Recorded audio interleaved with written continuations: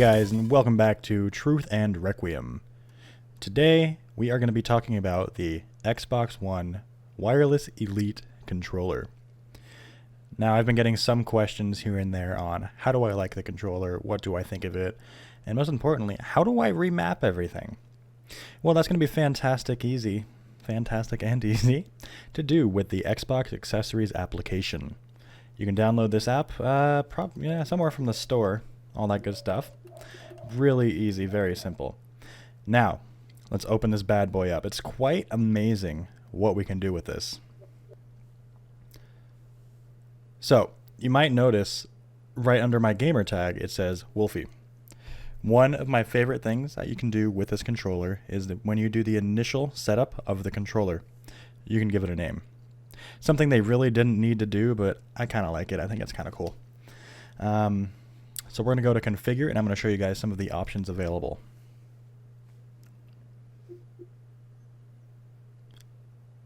All right, here we go. So on the controller itself, you have a switch right in the middle of the controller. It says 1 and 2. Now these two options are there for you to switch configurations. Let's say, for example, I have Halo on one and COD on the other, which in retrospect, they're pretty much exactly the same, although I have crouch set for one of my back paddles. Now, for some of you who don't know, the Xbox Elite controller has 4 paddles on the back of the controller that are completely removable and able to remap to whatever button you want. Another cool thing to note, when you first do this, when you first set it up, you're going to see a bunch of preset configurations. Now, I never went through any of these configurations. For example, fish stick, that just looks like I have to relearn the wheel. It looks insane. So it's kind of a learning curve. So let's say I want to edit my Halo configuration. Now, this is where the magic really happens. If I want to remap a button, let's say I want to make let's go down here, my upper left paddle, which is the paddle on the back. I want to make that, well, I don't know. I want to make that Y for whatever reason. Just want to make it Y, especially because I'm going to be playing Fallout. That might be feasible. I'm going to go here to done. And that's that. You kind of get the point. You can remap any button to do anything.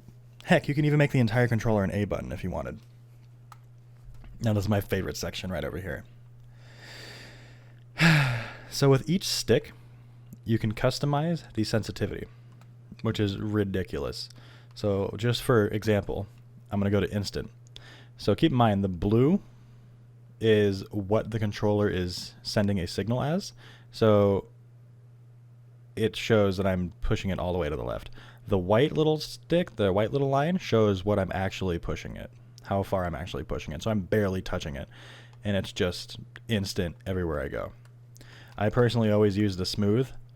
It just makes it feel a lot smoother. There's not too much of a difference, but it's just that much of a difference enough to that I notice. Although since this is my left stick, it's my movement, I'm always going to keep that default. I never really played with it in any other way. But that's just my opinion.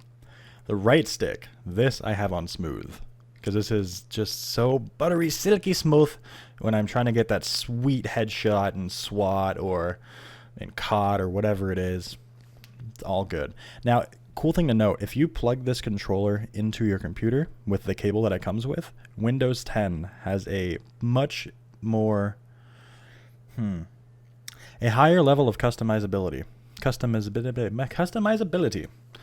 You can actually adjust the curve to how you like it, not just these presets. So something to think of, something to look out for. Now the triggers. This is where it gets a little cheap. So you might be seeing excuse me, you might be asking yourself, what are all these sliders and red bars and these blue bars mean? Well, I haven't really totally figured that out myself either, but it's kind of cool. So the red area is going to be the dead zone. The white is where it's picking it up. And I got to tell you, I'm literally putting the weight of my finger on the controller. I'm just resting my finger on the controller, barely even pressing at all. and it makes it super sensitive. I like to think that moving these sliders, and this one up to 7 and this one keeping at 0, I like to think it makes a difference. Maybe it doesn't, but that's what I've noticed so far, and that's what I've played as. Especially if you're, again, trying to play SWAT or trying to do a rapid fire on COD or whatever. Really, really cool. I really enjoy that feature. Now, vibration, this is pretty straightforward. You can actually hear that. Oh, actually, one thing I don't like, you can actually hear the vibration in the triggers. Maybe that's just mine, I don't know. But the triggers are made out of steel of some sort. Also adjust the vibration, all that good stuff. The brightness. Now, for those of you who have a Kinect, the brightness is automatically adjusted anyway via the ambient light sensor on the Kinect. So the light on the console will adjust as well as the light on the controllers. If something you haven't noticed, I've noticed that for quite a while. The brightness never really bugs me anyway, tell you the truth, but if you're into that kind of thing, you can adjust the brightness right there. And you can do things like swap sticks, invert right axis, invert left axis, swap the triggers. Haven't really played with any of that, so I'm just going to leave that be. So that was a little area. Oh, and one little thing I didn't show you. You can also choose which slot you want to save. For example, you see how it's lit up under Halo, how blue just lit up, or Halo just lit up in blue? It's because I switched it over to Halo. Now to move it away, I put it to slot 2, slot 1, slot 2, slot 1, slot 2. I'm not going to save this configuration because it's just for the demonstration. Here we go. Check it out. Slot 1. No, it still doesn't do it. All right. So if you go down to more options, this is back in the main screen. Go down to more options. You can name your controller.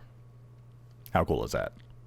And another thing to note, every setting that you put on the controller is stored on the controller, not on the console itself. So if you want to take your controller to your buddy's house, your configuration, your remaps, everything is there. Your sensitivity curves is all there and good to go. All right, guys, I hope you enjoyed this little walkthrough of the Xbox accessories application. Brought to you by Truth and Requiem.